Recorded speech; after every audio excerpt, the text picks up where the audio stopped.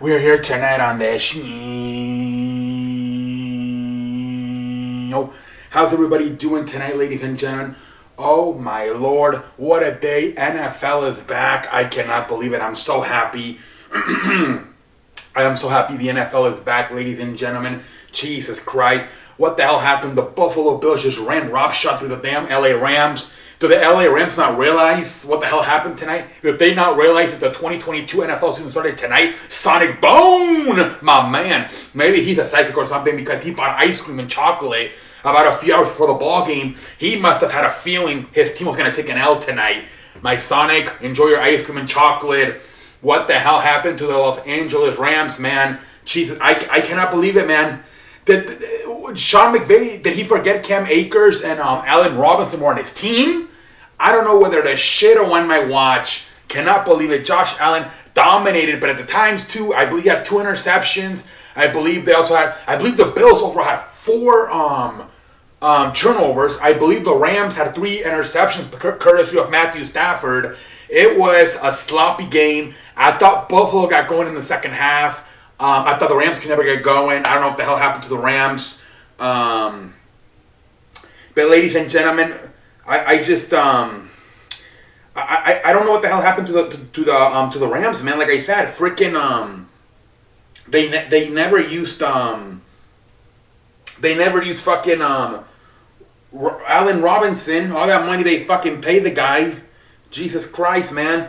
Only 1 fucking catch.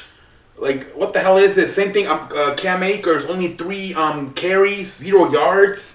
Cam Akers had as many yards as I did, sitting on my couch eating chip potatoes and a Coca-Cola. What the fuck happened tonight, man? Like, Sean McVay, what kind of game plan was this, man? 41 throws, only 18 runs. Like I said, no barely any Cam Akers, barely any Allen Robinson. Makes me scratch my hemorrhoids. Matthew Stafford played terrible, 3 interceptions. This was a terrible ball game for the Rams all around, man. Fucking Josh Allen. They're lucky Josh Allen was a little bit rusty tonight in the first half and threw 2 interceptions. Otherwise, they would have fucking been 51-10 instead of just 31-10, man. Freaking Josh Allen, man. He threw 31 passes, completed 26, 297 yards, 3 touchdowns, 2 interceptions. He also led the team in rushing for 10 carries, 56 yards, 1 touchdown. So overall, he had 1 rushing touchdown and 3 throwing touchdowns. That makes 4 touchdowns, along with 2 interceptions. One of the interceptions wasn't really his fault. The receiver kind of bubbled it, Pendejo face.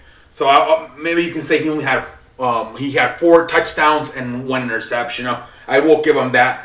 Stephon Diggs, man, 8 catches, 122 yards, 1 touchdown. He burned Jalen Ramsey. I don't know what the fuck happened to freaking Jalen Ramsey tonight, man. A perfect passer rating by Josh Allen versus Jalen Ramsey tonight, man. 158, according to Pro Football Focus. He was targeted 7 times, and he allowed 6 catches for 124 yards and 2 touchdowns. Jalen Ramsey was another guy that was not a show tonight. I don't know what the fuck happened to Jalen Ramsey tonight.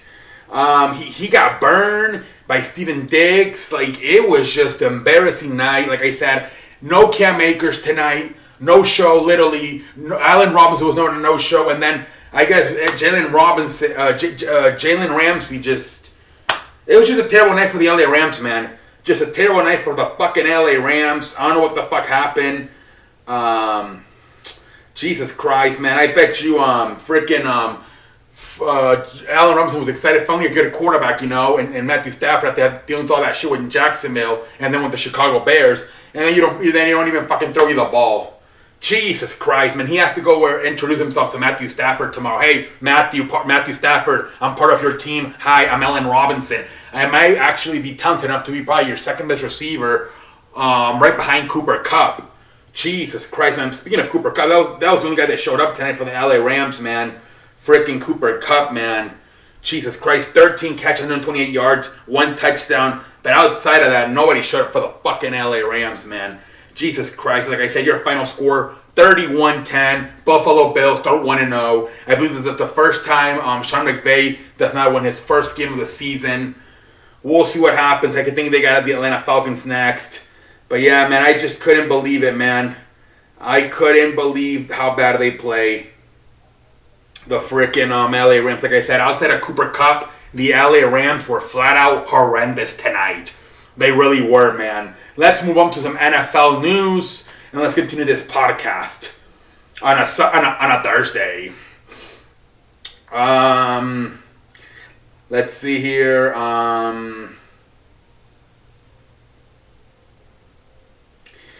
The Saints signed center Eric McCoy to 5 years, $63 million. So getting that final extension right before the season starts for their freaking center, Eric McCoy. Congratulations to Eric McCoy and the New Orleans Saints for agreeing to this contract. Let's see here. Do we have more NFL news? I think we do have more NFL news on this side. Let's see here.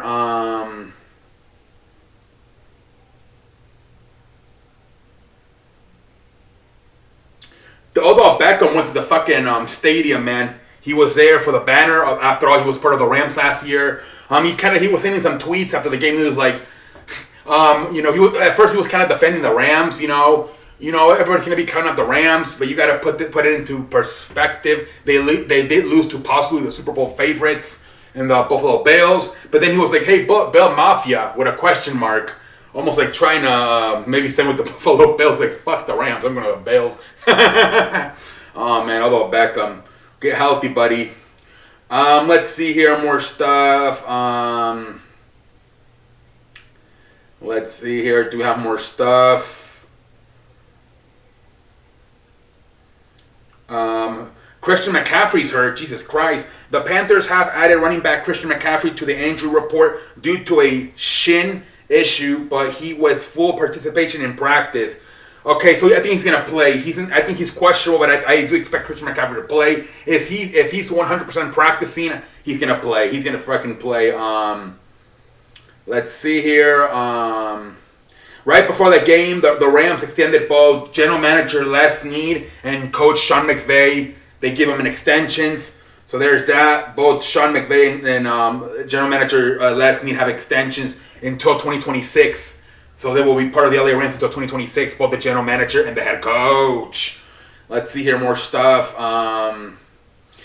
Let's see here. And then we have here some interesting news. Again, the freaking WWE and the NFL crossing path. We had it with the last few days with Patrick McAfee going, leaving WWE at least for now to join college football. And now we have a vice versa. A former NFL executive is joining the WWE, and I quote, former Los Angeles Raiders president Dan Veneterla has accepted a role with WWE, overseeing the company's roster as executive vice president talent. The position reports to WWE Chief Content Officer Paul Triple H Levesque. So former LA Rams Vice President Dan Veterla taking a job with the WWE. Very interesting, man. A lot of shit going on with WWE. I think they promoted Shawn Michaels to Vice President of Developmental Talent. Now Triple H, I guess he's now the... I think he was the freaking Executive Vice President of Talent Relations. But now I guess they're saying he's the fucking Chief Content Officer. Who knows what the fuck is going on, man? A lot of changes going on in WWE with the retirement of Vince McMahon. But now Dan Veterla, former Raiders executive, joins WWE. Like I said, football and WWE crossing paths this week.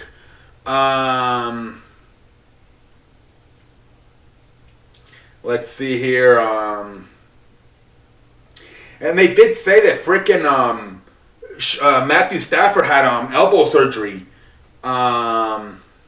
Rams quarterback Matthew Stafford underwent an off-season elbow surgery to deal with the pain he experienced last season, and he helped prepare for this season, per sources. Despite the question about his elbow, Stafford is now said to feel better today than he did at the time last year. Matthew Stafford also has some unique connections in tonight's game. His brother-in-law... Okay, nobody gives a shit about that. Matthew Stafford had an elbow injury. Larry Memorabilia reported this on our Discord. So I believe he changed his pick from the Rams to the Bills when he found out that Matthew Stafford was coming off elbow surgery. Maybe all of us should have done that fucking shit, right? Change our picks. Well, I don't even remember if I pick a game. Anyways, so yeah, that's about it for football, for the NFL. Let's move over to the National Basketball Association here tonight. Is there any news in the National Basketball Association? Let's see here. We do have some news in the National Basketball Association. The Dallas Mavericks have signed forward Maxi Kleber is finalizing a 3-year, $33 million contract extension, sources tell The Athletic. Kleber was entering the final year of his deal, now under contract to 2026. Maxi Kleber new extension is fully guaranteed. Congratulations to Maxi Kleber for his new extension. That's going to pay him $33 million, man. Congratulations to Maxi Kleber, man. Congratulations, dog. All right, and that's about it for the National Basketball Association. Outside of that news, that is it. Let's go to Major League Baseball. Oh my lord, ladies and gentlemen, they're reporting that one of the Philly players got hit in the balls, and they had to take him to the freaking hospital. Let me see if I can freaking find the article. I couldn't believe this. Mark Zuckerman. I'm going to guess this is true or not. I mean, I'm going to guess it is true. It's true. No easy way to put this. Clebert Reese was sent to the hospital with swollen testicles after getting hit with a foul ball. Nationals are waiting for him to return before they all leave for Philly. Okay, I read this wrong. So he's on the Nationals. They're going to Philadelphia. That's why I thought it said so he plays on the Nationals. I thought it was on the Phillies. So a player from the Nationals got hit the ball so hard he's in the hospital with swollen balls. Jesus Christ, man! A speedy recovery, man. Oh my lord, that's some terrible news, man. Hopefully that guy can recover, man.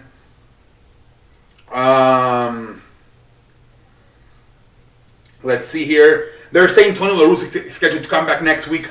The word on the street is Tony La Russa is hoping to return as early as sometime next week. However, the White Sox aren't ready to set a return date quite yet as they await information. He was dealing with a heart condition. I believe the White Sox are 6-2 ever since Tony La Russa left. A lot of people do not want him back. They feel that the players have a much better connection with interim manager Miguel Cairo. I bet they do. I mean, Miguel Cairo's what, like 20, 30 years younger than Tony La Russa. I thought that maybe it's gonna be like a way out. Like, oh, he's gonna say he's sick, and then he's just gonna not come back, and then like announce his retirement in the off season. But it looks like he wants to come back as soon as next week. We'll see what the hell happens, man. Like I said, the White Sox are 6-2 with Miguel Cairo, so we'll see what they do. Let's see here. More.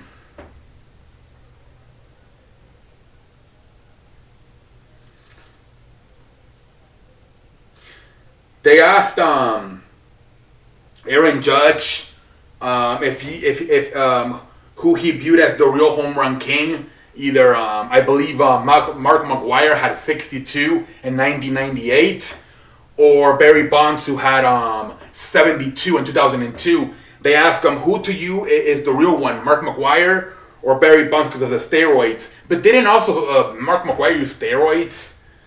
I don't get this question, but he pretty much said that Barry Bonds is the true home run record, 72.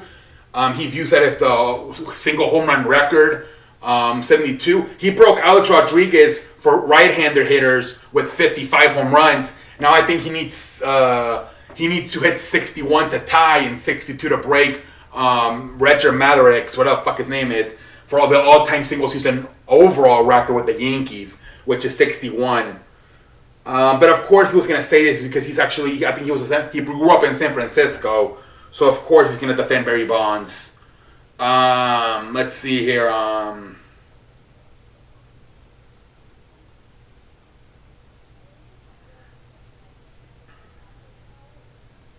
A lot of teams are saying not to pitch to Aaron Judge anymore, but they're still pitching, and a lot of people are like really critiquing that. But whatever. Anyways, let's look at the score, and then we'll move on to wrestling.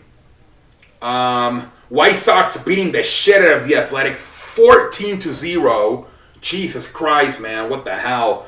Nationals beat the Cardinals 11-6. Reds beat the Cubs 4-3.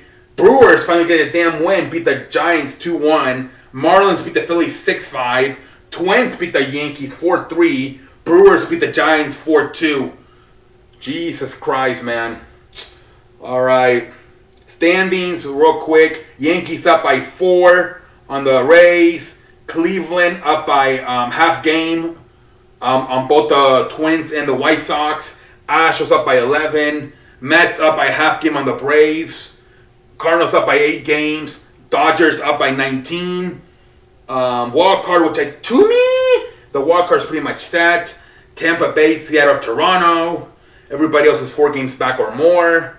National League, Atlanta, San Diego, Philadelphia. Milwaukee's trying. You got to put on a streak, Milwaukee, man. Let's see. I'll tell you, Milwaukee, I think it's pretty much set. But we'll see. Let's get into wrestling now, and then we'll call it a night here tonight on a Thursday.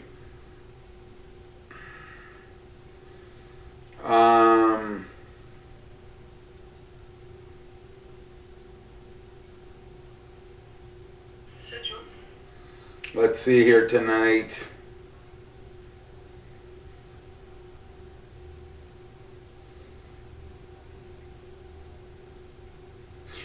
So, more information come about more CM Punk. They're fucking saying now that Kenny Omega actually went in there, and when the Young Bucks and CM Punk started fighting with Ace Steel, they're saying that Kenny Omega grabbed CM Punk's dog, who apparently was in the locker room because it was in CM Punk's hometown of Chicago, and he grabbed the dog to try to save it, and he took it out of the locker room, and then when he got back in, he tried to separate Kenny Omega and the Young Bucks with Ace Steel, and then Ace Steel pulled his hair and it bit him. Jesus Christ, man. Kenny Omega was being a fucking peacemaker. And he, like I said, he tried to protect the fucking dog from being scared, and then this Ace Steel's guy just fucking pulled him by the hair and fucking bit him.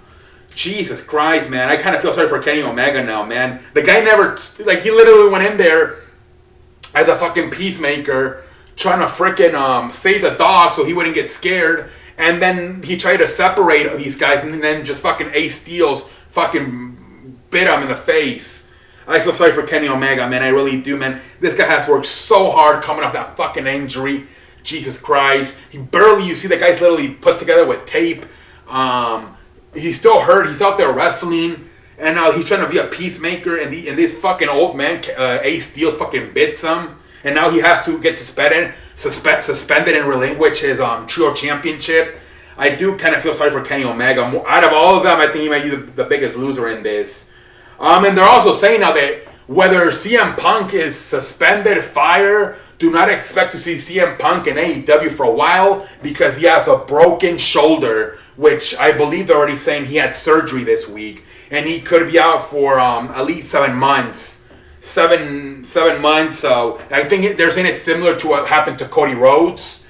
So they're saying whether suspended or fired or stays in the company, he will not be seen for a while as he has a broken shoulder and needs surgery. And they're saying early as maybe by March he would be back, if that, obviously, if he's still with the company by then. So regardless of this whole situation, CM Punk was going to have to fucking relinquish the title again. So he breaks his, he wins the title in May, breaks his foot, and now wins it again here in September, breaks his fucking shoulder. CM Punk is, between him being so problematic in the locker room and now injury prone, if I'm Tony Khan, I'm just like, you know what, CM Punk, it didn't work out. It was a pleasure for the year. You're done. There's too much problem, man. You can't even trust the guy, whether with personality or physically. He's softer than toilet paper. Jesus Christ. Now they're saying he's out for like 6-7 months. Jesus Christ, man. All right, let's do Dynamite recap, and then we'll call it a night here tonight on a Thursday. So freaking Dynamite starts off with freaking Tony Khan announcing that he wasn't too specific, but he just said, due to actions after the pay-per-view All Out, I am forced to relinquish both the AEW World Championship and the Trio Championships. They will be a tournament to determine the new AEW World Champion, and then we will have a six-man tag team match to determine the new Trio Championships that here tonight, which led to it was Triangle, Death Triangle versus Party City. I mean Best Friends, excuse me. Party City, what the fuck? Best Friends. And yeah, that was it. Then after that, MJF comes out, and they're in Buffalo. He's fucking wearing a Josh Allen jersey. He's acting like a baby face. And then CM Punk comes out. What the fuck? I beg your pardon. And then Jon Moxley comes out, and what a promo, both of them, man. Freaking, he's like, you're full of crap. And then he's like, you're absolutely right, I am. Maybe I don't even give a shit about this show. He grabs the fucking jersey, wipes his ass with it, and throws it to the crowd. He's like, maybe I'm just using the freaking, I'm just here for the title, and then when I win the championship, I'm going to take it to a real wrestling company where real wrestling fans, with real presidents, like the real Khan, I think he called him Saint Nick Khan, referring to Nick Khan from WWE. And then he's like, just like my favorite wrestler would say, it's time to play the game. And if that's what I gotta do, I guess that's best for business. Remember, Triple H always says best for business. So then, you want to fight, kid? And then they act like they want to fight. And then MJF just walks away like a little bitch. And then Jon Moxley cuts a great promo, pretty much, to me, if I'm Tony Khan, I'm building this shit with Jon Moxley, man. Fuck CM Punk, man. Just build this shit with, have MJF be your heel, have Jon Moxley be your babyface, and then everybody else. You have everybody else, right? But that guy deserves to me to win. I think it's gonna be Bryan Danielson to make it different. I think he's gonna win the tournament. But I would put it on Jon Moxley, man. He deserves it, man. He was actually supposed to go on vacation this week, and he couldn't because with the suspensions, they needed him, man.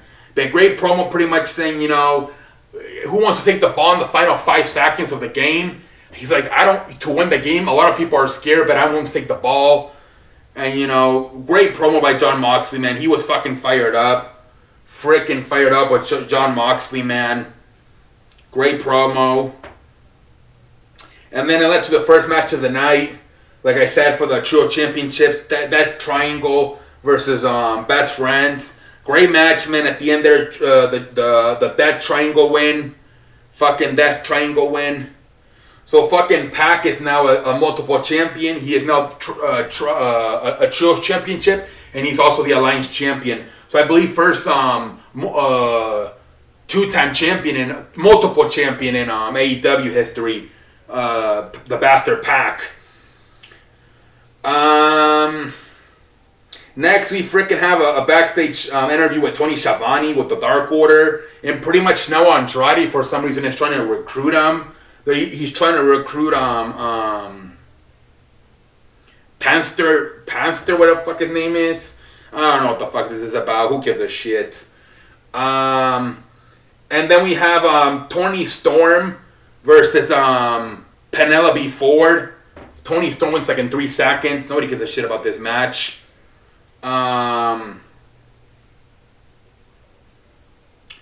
Let's see what else happened.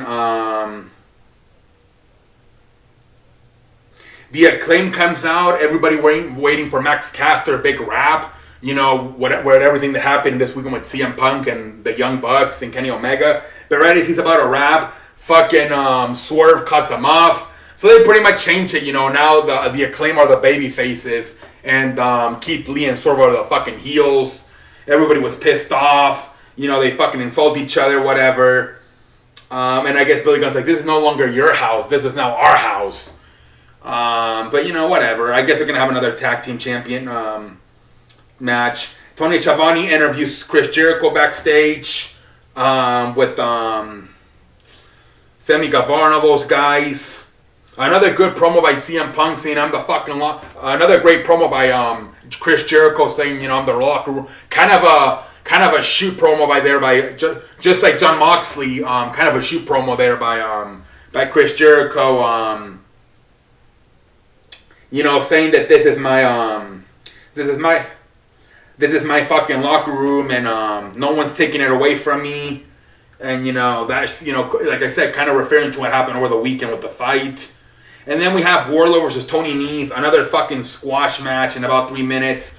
Wardlow won. And then after the match, Wardlow, another shoot promos. A lot of shoot promos, man. It seems like everybody was getting stuff out of their chest. Wardlow just pretty much says, everybody said I lost my momentum. I'm not as good as I used to be, but I'm here to prove everybody wrong. You know, pretty much referring to fans probably saying that he's not being as booked as good as he was when he was doing the MJF stuff. So yeah, a lot of people doing like shoot promos tonight. You know, that was kind of the theme of the show. Let's see here.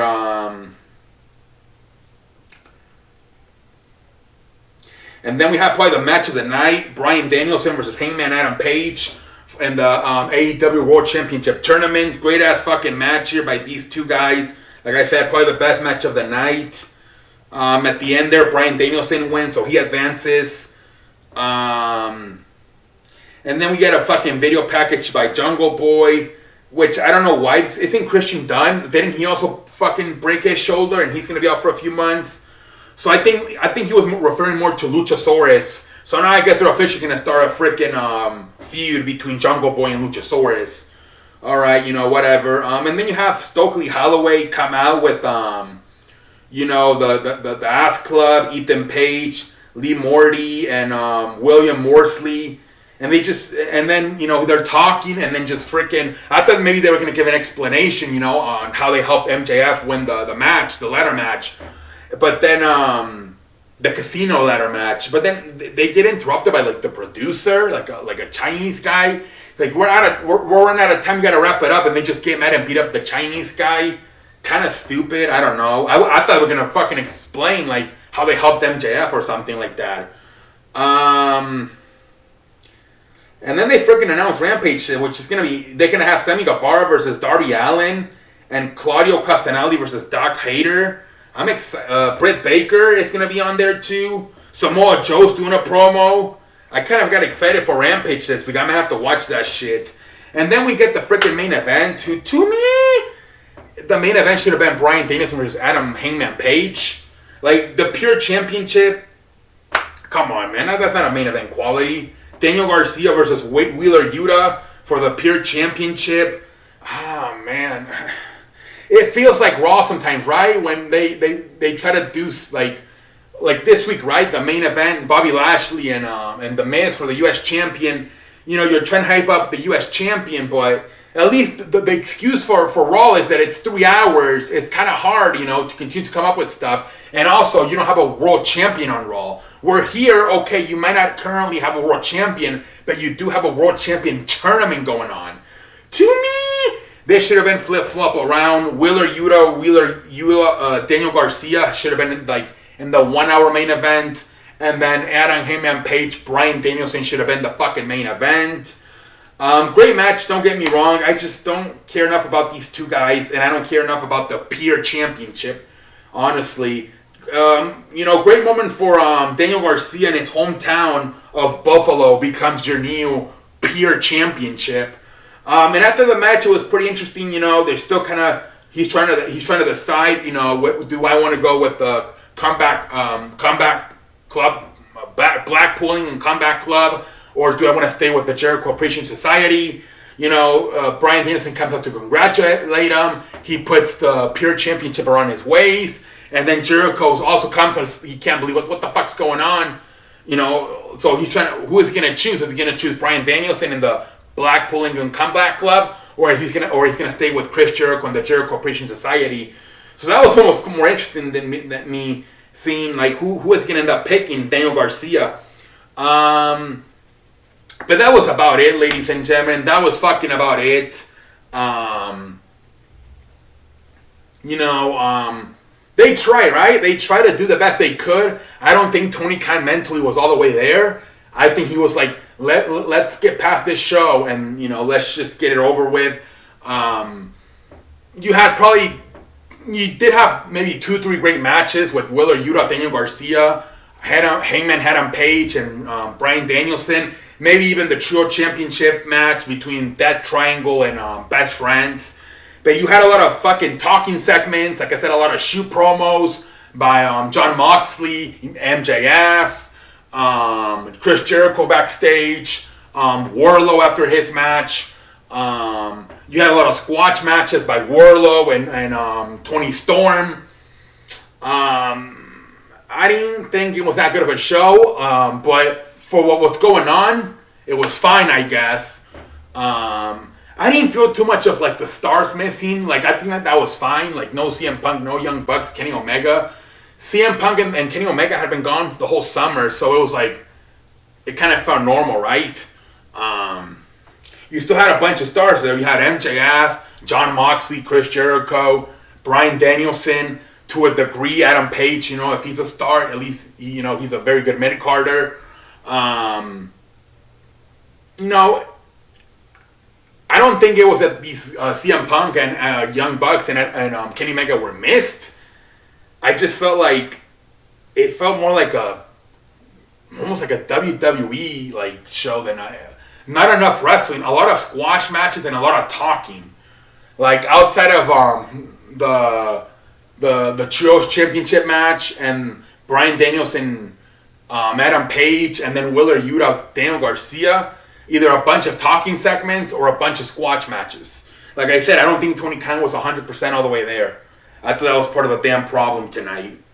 But great, good show. It's okay. We'll give him a pass. Obviously going through a lot these past few days, Mr. Tony Khan. And we'll see what the hell happens. I was going to say something, but I forgot what the hell I was going to say. Whatever. Until next time, I'm like a light. Thank you for watching.